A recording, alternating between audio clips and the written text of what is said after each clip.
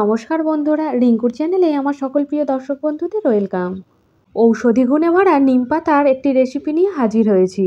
আজকের রেসিপি নিম পাতা আলু ভাজা, যেটা গরম ভাতের সাথে প্রথম পাতে খেতে ভীষণই ভালো লাগে। আগের ভিডিওটিতে নিম ঝোলের রেসিপি আপনাদের সাথে শেয়ার করেছিলাম। আজকে শেয়ার করছি নিম পাতা আলু ভাজা। নিম বেগুন ভাজা তো অনেকেই খেয়েছেন, আমার মতো করে এভাবে একবার নিম পাতা আলু ভেজে দেখুন, যেটা গরম ভাতের সাথে খেতে ভীষণই ভালো লাগবে। আশা করছি পুরো ভিডিওটি দেখুন, আপনাদের ভালো লাগবে।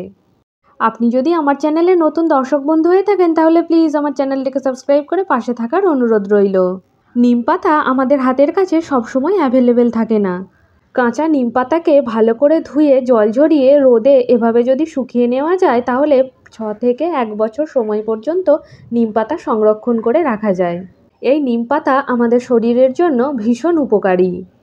প্রত্যেক বছর আমি এই কাঁচা নিম পাতাকে রোদে ভালোভাবে শুকনো করে কন্টেনারের মধ্যে ভরে রাখি, যাতে সারা বছর চলে যায়।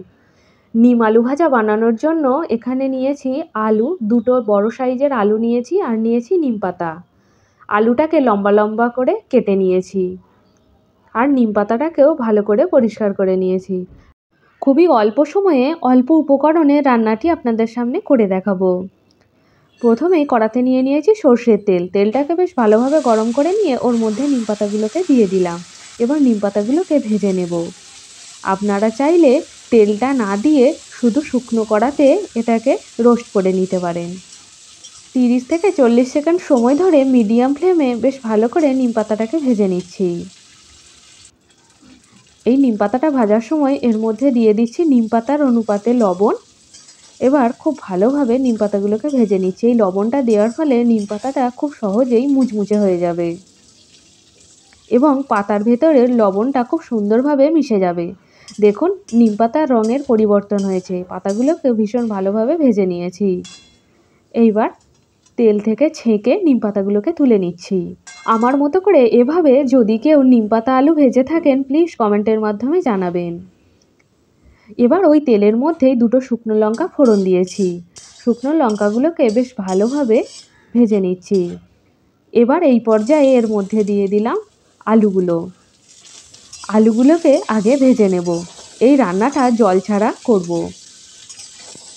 3 থেকে 4 মিনিট সময় ধরে আলুগুলোকে হাই ফ্লেমে নাড়াচাড়া করে নিচ্ছি। আমার এই ভিডিওটার যদি কোনো অংশ আপনাদের ভালো লেগে থাকে প্লিজ কমেন্টের মাধ্যমে জানাবেন এবং আপনাদের প্রিয় বন্ধুবান্ধবদের সাথে ভিডিওটি শেয়ার করার অনুরোধ রইল। এখানে আলুর অনুপাতে লবণ এবং হলুদ গুঁড়ো অ্যাড করলাম। হলুদের কাঁচা গন্ধ চলে যাওয়া পর্যন্ত সব কিছুকে নাড়াচাড়া করে নেব। এই সময় গ্যাসের ফ্লেমটা মিডিয়ামে রেখেছি। নতুন রাঁধুনিরা এই রেসিপিটা সহজেই বানিয়ে নিতে পারবেন। এরপর গ্যাসের ফ্লেমটা একদম লোতে করে দিয়ে 15 মিনিট সময় ধরে আলুগুলোকে সেদ্ধ করে নেব। 15 মিনিট পর ফিরে এসেছি। এবার ঢাকনা খুলে নিচ্ছি। আলুগুলোকে আর একবার নাড়াচাড়া করে নেব। আলুগুলো এখন 80% মতো সেদ্ধ হয়ে গেছে। বেশ লাল লাল করে আলুগুলোকে ভেজে নেব।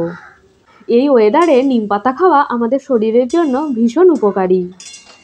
অনেকেই নিম পাতা খেতে চান না এ তেঁতো ভাবের জন্য, কিন্তু আলু দিয়ে এভাবে যদি নিম পাতা রান্না করা যায় তাহলে তেঁতো ভাবটা অনেকটাই কেটে যায়।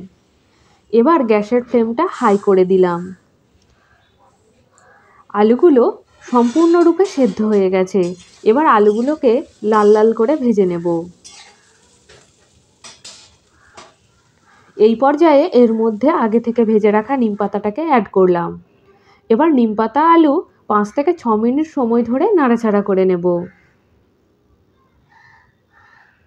খুব অল্প সময়েই এই রান্নাটা তৈরি হয়ে যায় এবং খেতেও বেশ ভালো লাগে। নিম পাতা আলু ভাজা হয়ে গেছে।